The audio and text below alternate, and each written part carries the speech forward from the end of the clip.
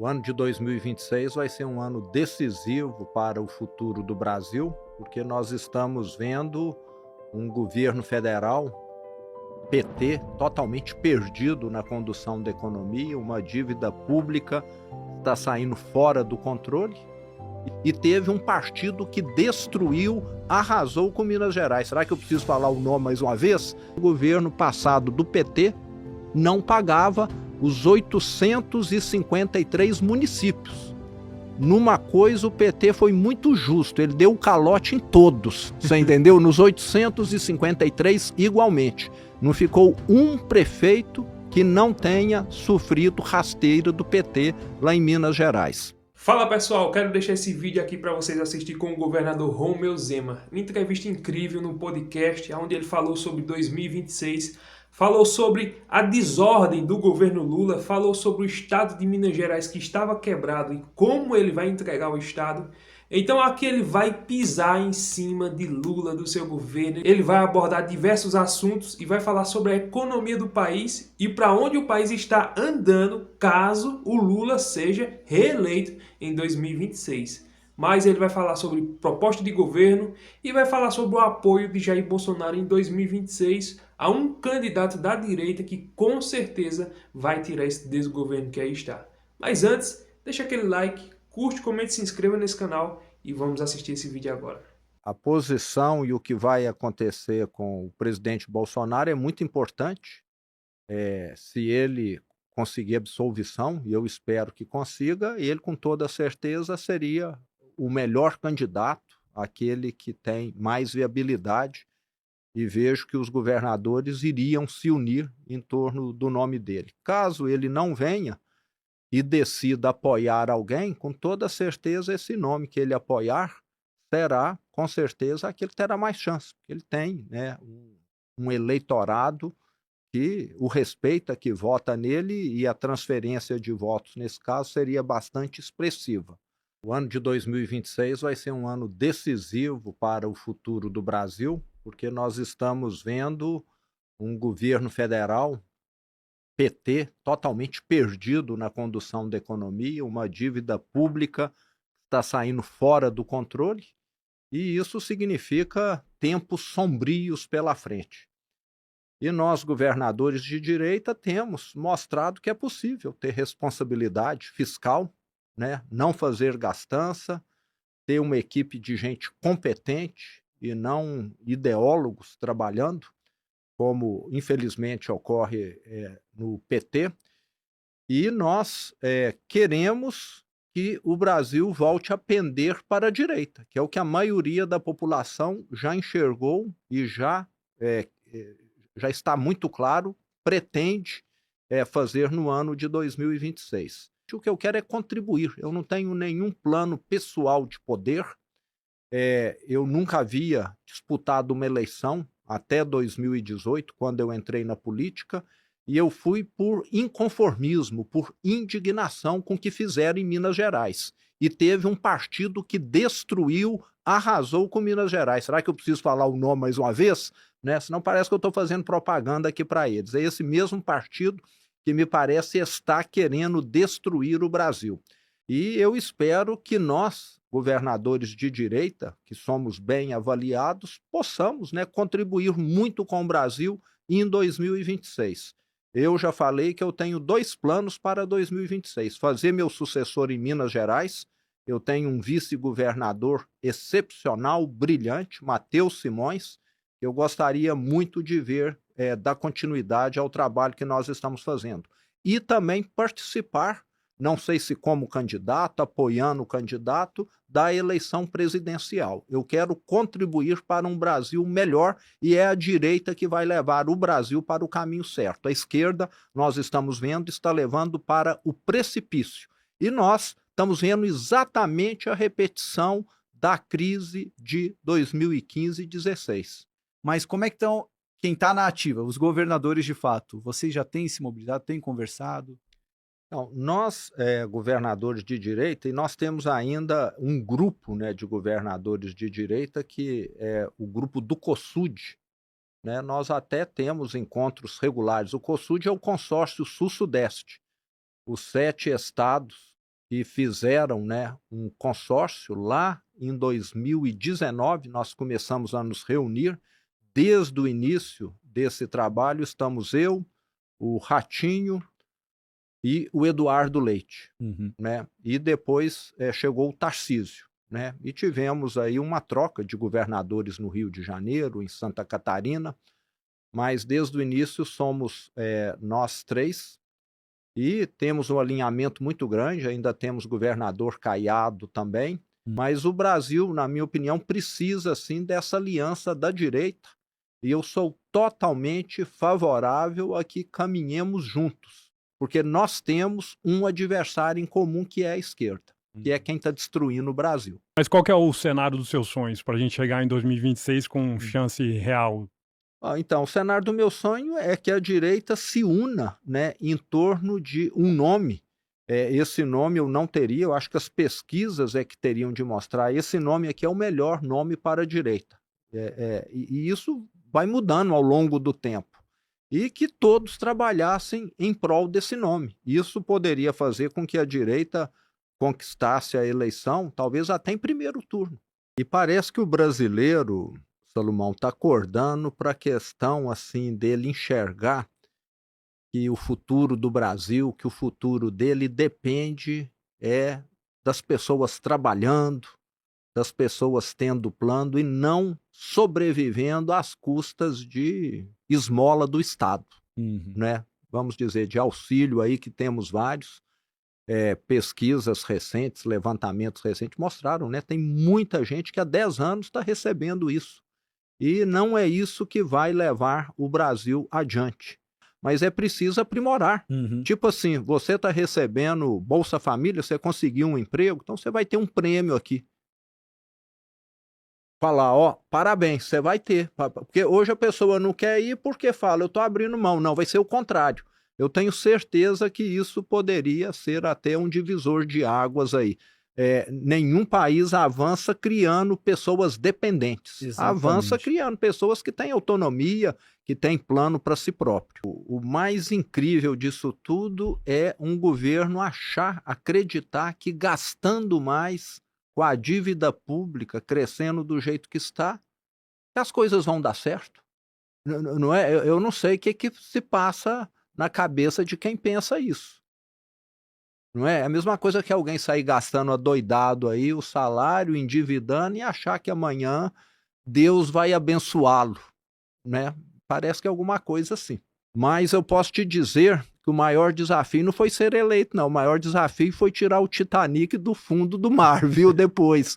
Foi dia 1º de janeiro de 2019, quando eu tomei posse. Aí é que veio o mais difícil. Não sei se vocês conhecem a cidade administrativa. Eu fico lá num prédio mais baixo, o edifício Tiradentes. 400 prefeitos chegaram lá com trio elétrico, com megafone, fazendo manifestação para receber os repasses municipais que eles têm direito, que o governo passado do PT não pagava os 853 municípios. Numa coisa, o PT foi muito justo, ele deu o calote em todos, você entendeu? Nos 853 igualmente.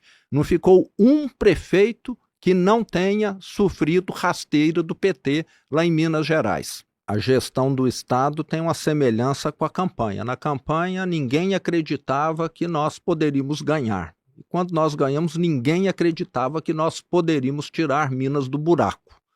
Então, temos essas duas semelhanças aí. Foram 2 grandes desafios, mas o segundo eu acho que foi até maior. Nós assumimos um Estado, ô Salomão, em que a situação, eu posso te dizer, era assim, o caos. Você olhava e pensava, será que tem jeito de consertar essa terra arrasada aqui? Né? Vou te dar aqui alguns exemplos para você ter ideia. Eu assumi em janeiro de 2019. Até o último dia, o ex-governador do PT, Pimentel, falou, eu vou pagar amanhã o 13º. E não pagou. Até o último dia. Amanhã eu estou pagando, amanhã eu estou pagando. Assumi sem ele quitar. Tive de parcelar o 13º de dezembro de 18 em 10 vezes. Na hora que eu acabei de pagar o 13º de 18, já estava na hora de pagar o de 19 já, você concorda? Né? Essa era a situação. Medicamento. Tinha nada. Medicamento de uso contínuo na rede pública. Nada de estoque. Fomos comprar medicamento. Aí a indústria farmacêutica fala, ó, podemos vender, mas vocês estão aqui devendo há 2 anos 45 milhões de reais. Precisa pagar primeiro. Vai comprar da B. Ó, podemos vender, mas vocês estão devendo aqui 38 milhões. Já tem 1 ano e meio. Tivemos de ir no Ministério Público pedir para furar a fila de pagamento, para quitar esses laboratórios que vendem medicamentos que podem salvar vidas, para poder começar a abastecer a rede pública do Estado.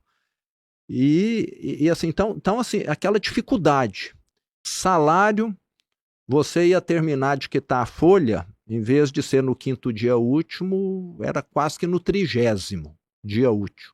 Você ia pagando parcelado, pagava 2 mil, os menores salários primeiro e os maiores no final do mês. Não tinha data certa, mas nós olhamos, fizemos uma previsão de caixa, começamos a pagar. E lá nós tivemos casos, ô Salomão, que acho que em outros estados do Brasil não aconteceu. As prefeituras começaram a morrer também. É como se eu estivesse aqui morrendo de hemorragia e começasse a tirar o seu sangue, e daqui a pouco você começa a entrar em falência também. Foi mais ou menos o que aconteceu. Nós tivemos lá em Minas prefeitos que, em vez de pagar salário, começaram a fornecer cesta básica para os funcionários, falando, ó, sobreviva até a gente ver o que isso aqui vai virar. Virou um escambo. Virou algo nessa linha. Tivemos prefeitos que renunciaram, que a pressão é muito grande. Tivemos prefeitos que adoeceram e prefeitos que suicidaram lá, 2017 e 2018. A Constituição está lá clara, o Estado tem de repassar para os municípios 25% do ICMS, acho que 25% do IPVA, da educação, tem lá as verbas. E o Estado de Minas simplesmente falou, não vou cumprir isso aqui mais, pagava o que dava. Funcionário público. Lá em Minas nós temos 600 mil, entre aposentados, pensionistas, na reserva e na ativa. Desses 600 mil, 240 mil estavam com nome sujo no SPC e Serasa, porque descontaram o empréstimo consignado e não pagaram as instituições financeiras. E os bancos cobrando. E eu reuni o secretariado, né? Até eu tenho de agradecer muito os primeiros secretários, porque eles vieram como voluntários. Eles vieram para poder resgatar Minas do fundo do mar. E foi gradativo. O que você tem de fazer para resgatar? Né? Não tem regra que escape disso. Reduzir despesas e ampliar receitas sem aumentar impostos. Para reduzir despesas, nós fomos na linha de tudo que é possível reduzir, vamos. E eu fiz questão de dar o exemplo. Eu falei, se tem alguém aqui que tem de dar exemplo, é governador. Como que o último governador procedia? Morava num palácio, Palácio das Mangabeiras. 32 empregadas, garçons, cozinheiras, maître, não sei mais o quê. Eu fui morar na casa que eu pago aluguel, falei, não vou morar em palácio.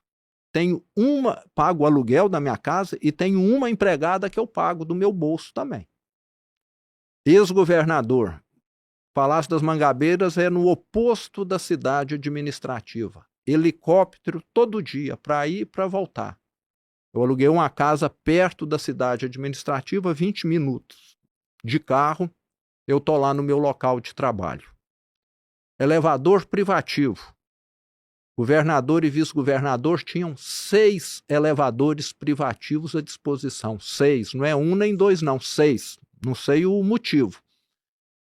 Desativei e desliguei todos. Uso o mesmo elevador que os demais funcionários lá do edifício Tiradentes utilizam. E por aí vai. Entre administração direta, estatais e autarquias, nós reduzimos mais de 50 mil cargos.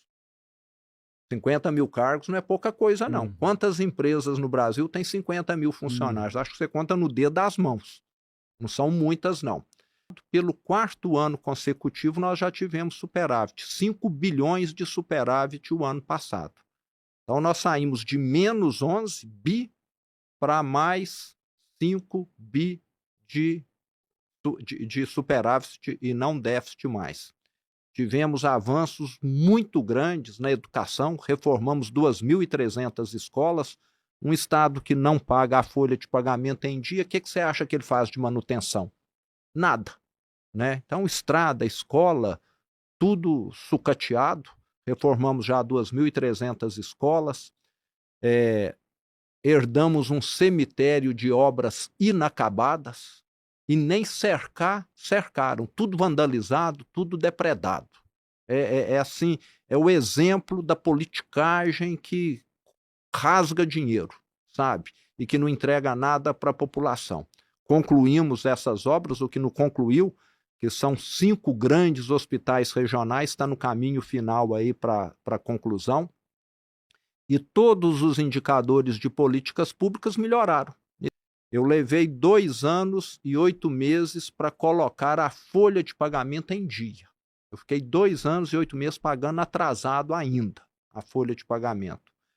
E depois que você coloca a folha em dia, você começa a ver uma certa claridade, né, no fim do túnel aí.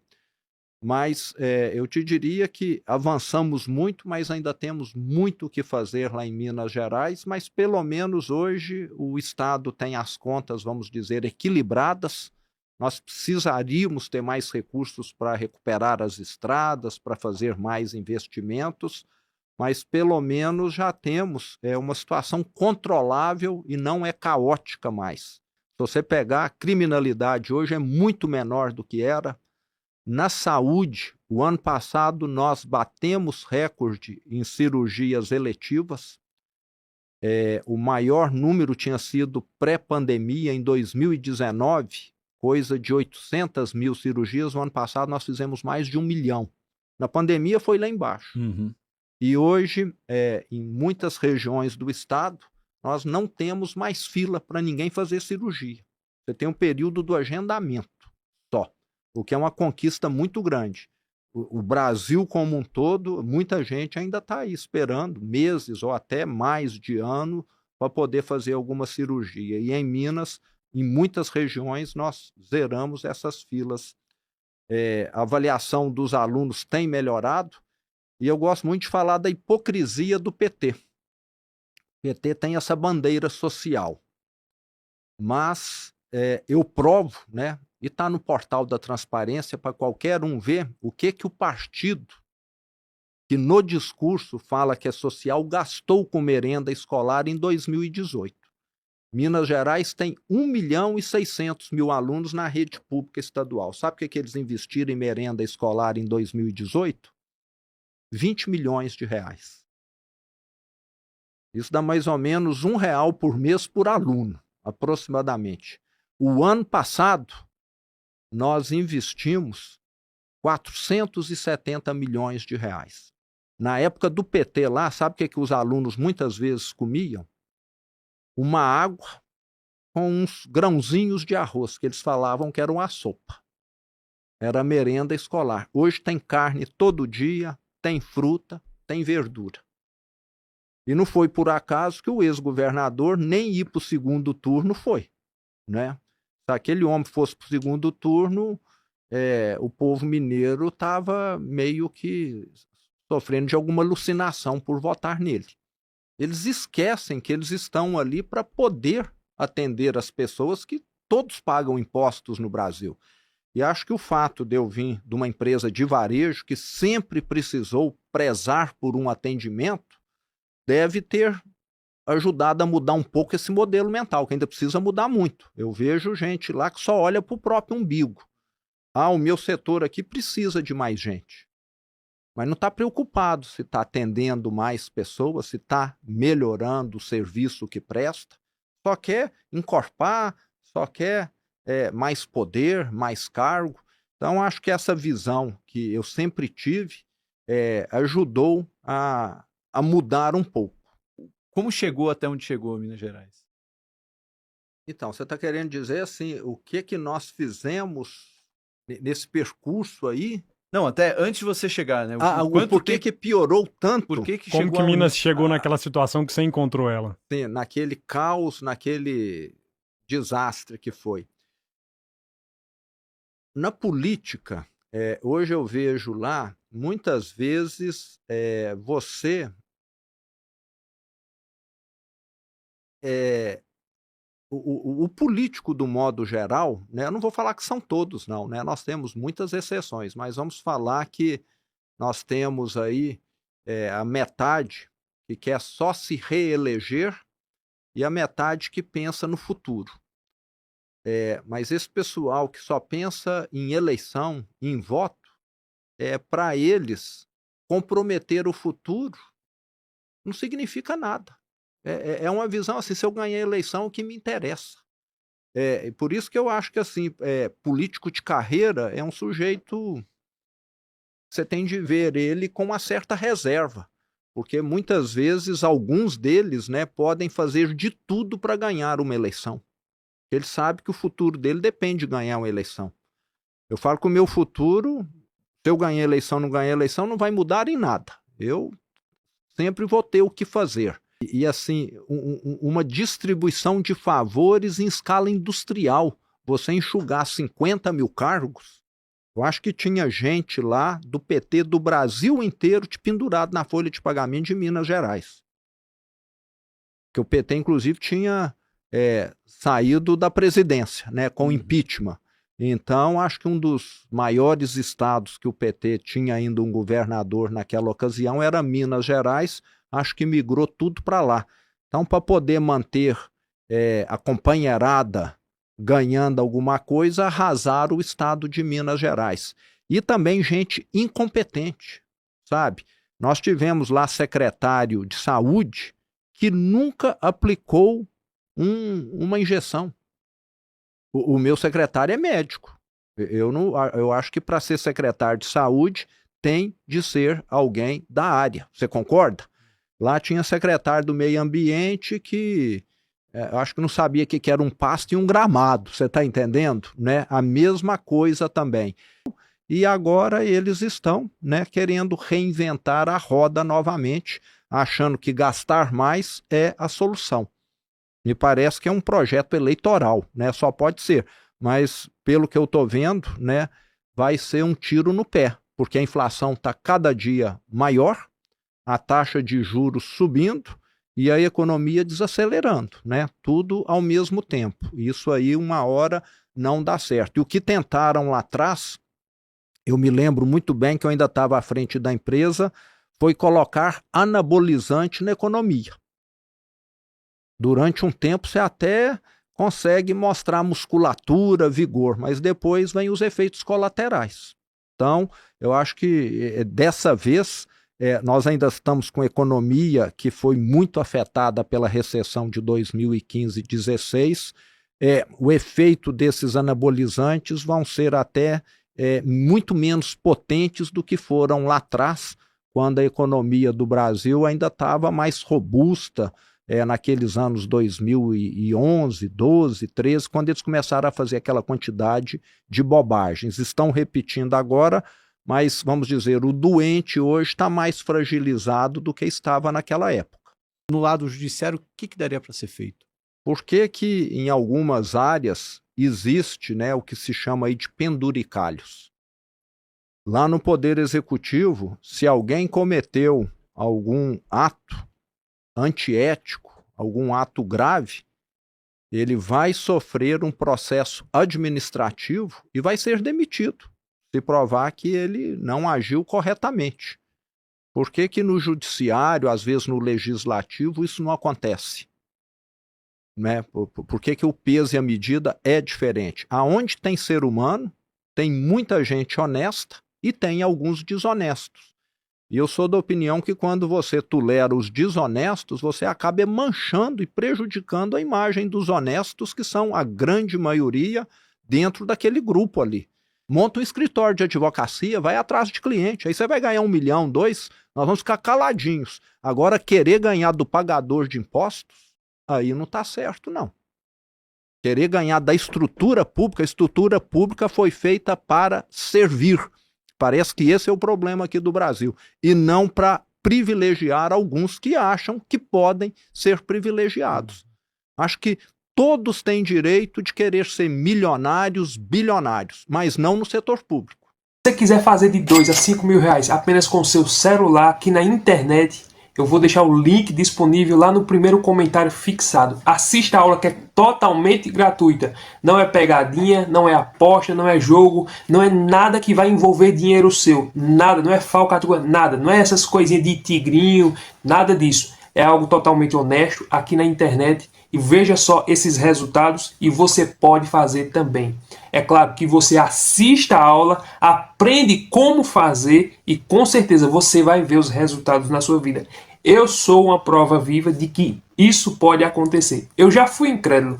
Já teve um tempo lá atrás que eu não acreditava que era possível fazer dinheiro aqui na internet. Eu não acreditava, eu era incrédulo. Até o dia que eu assisti a aula, que eu adquiri o método, aprendi a maneira certa de como fazer dinheiro aqui na internet e veja só esses resultados e você pode fazer também, desde que você estude e aplique o método da maneira certa e você pode ganhar dinheiro aqui na internet. É totalmente possível. E você diz, mas eu não acredito que isso é verdade. Então assista a aula, é totalmente gratuita, não vai ser cobrado nada de você. O link está no primeiro comentário fixado. Você clica lá, assista a aula, você vai ver todo o passo a passo, como se construir, como fazer vídeos aqui na internet. Veja só, eu faço vídeos aqui na internet através desse canal que você está assistindo e veja só os resultados. Ou seja, você pode fazer também. Você diz, mas eu não tenho uma câmera boa, eu não quero aparecer. Não precisa aparecer.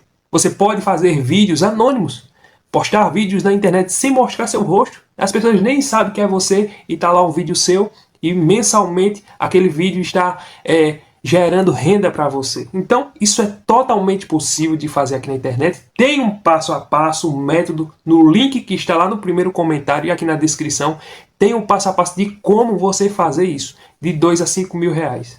Então, se você está na dúvida, tire suas dúvidas. Se você não acredita, assista. Não vai ser cobrado nada de você. Se você tiver interesse, você vai e aplica o método. Se você não quiser, também você não vai perder nada com isso. Mas eu tenho certeza, se você fizer tudo passo a passo do jeito que está ali, você vai colher os resultados e você vai dizer, ainda bem que eu apliquei esse método e posso gerar receita e renda aqui na internet. Então, assista esse vídeo, porque eu não sei por quanto tempo ele vai estar no ar. Pode ser que a qualquer momento ele saia do ar e eu não poste mais esse link aqui. Então aproveite essa oportunidade e eu tenho certeza que você vai ser muito beneficiado com esse treinamento que está lá no primeiro comentário fixado. Clica lá no link.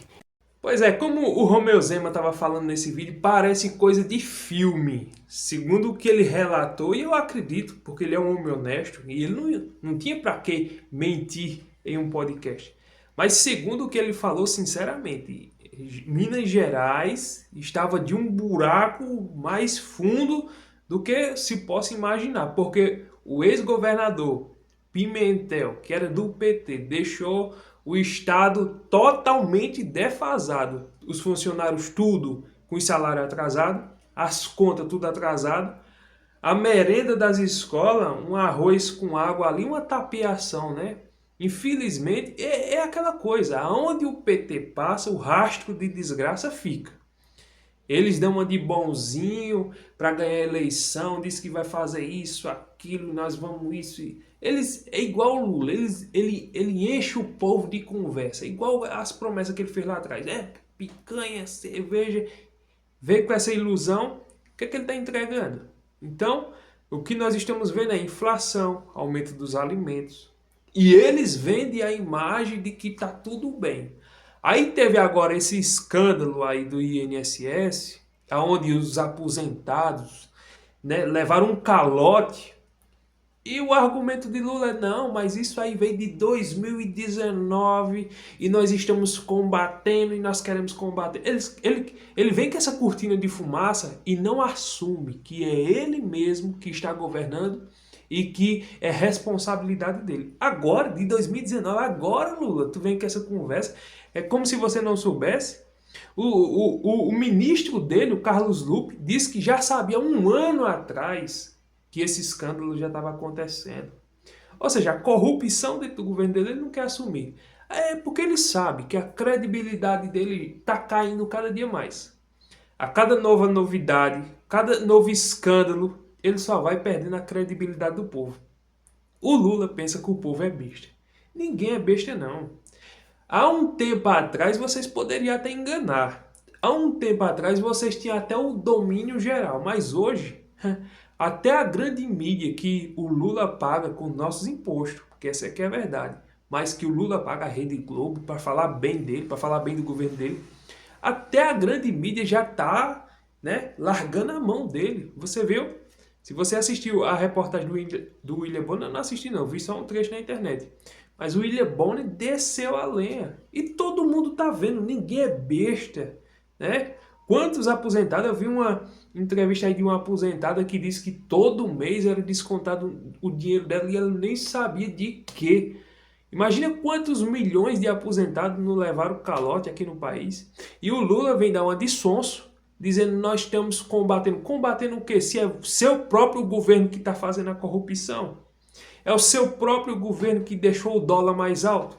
Foi o seu próprio governo que fez com que o Brasil entrasse nessa crise, que muitos investidores deixassem de investir no país, aumento de juros e tudo que está acontecendo.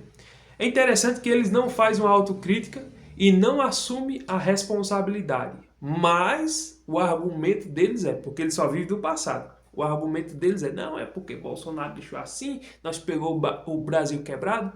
Quer dizer que os prejuízos que está acontecendo aí não é culpa sua, não. Os Correios, que está um rombo fiscal, um rombo. Os Correios que no tempo de Bolsonaro deixou com lucro, agora não, está com déficit. Então, vai falar o que desse governo? Qual é a proposta boa? Proposta boa. O que de bom esse governo fez? Eu não concretamente falando, eu não estou vendo nada de bom nesse governo. E é como Romeu Zema disse. Mais 4 anos de PT, eu vou dizer uma coisa. Já pensou se Romeu Zema não tivesse ganhado, com todas as falhas e defeitos que ele tem, mas já pensou se ele não tivesse ganhado o governo do estado? E o governador, que era do PT, continuasse? Imagina como estaria aquele estado hoje. E é porque é um estado muito rico. É um estado muito produtivo. É um estado de muitas indústrias. É o segundo maior estado do país em população, perdendo apenas para São Paulo. Então veja só, um país tão rico como o nosso e está tão atrasado. Essa é a triste realidade. Mas por quê? Porque quando a esquerda, quando o PT, ou o PT ou a esquerda, mas eu não vou generalizar, porque vou especificar, quando o PT governa, é isso mesmo que acontece. O governo Dilma foi aquela vergonha. O Pimentel, e veja só, os estados do Nordeste, onde o governo do PT e da esquerda está governando, a criminalidade cresce e avança. Essa é a realidade. Compare com os estados de direita, onde os governadores de centro-direita estão governando. Faça uma comparação de estado de um governador de direita e um estado de governador de esquerda com relação à criminalidade, com relação a emprego, com relação à educação. É uma diferença muito grande. Então, o povo brasileiro não é besta, o povo brasileiro está de olhos abertos e com certeza 2026 o Lula vai arrumar suas malas e vai viver sua vida longe da presidência da República.